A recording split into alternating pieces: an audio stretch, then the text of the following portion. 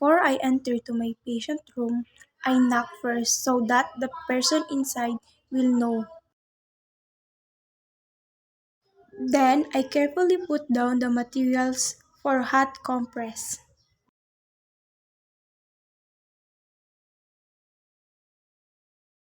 Then I secure first the privacy of my patient.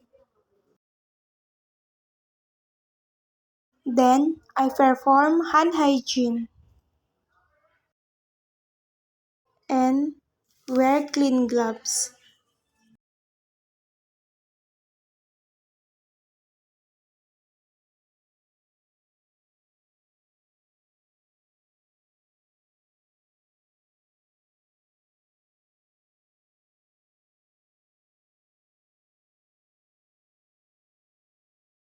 I introduce myself to the patient and ask which part of her body is in pain.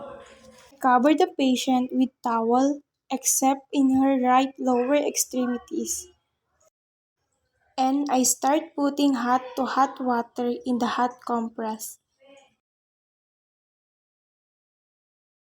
I dip support to her knee before I perform hand compress. I also wrap the hot compress in one towel so that the compress is not directly to the patient's skin.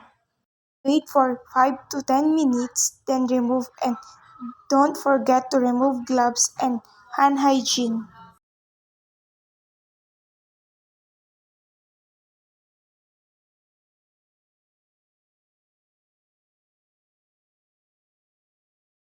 Lastly, record procedure and all observation in appropriate log.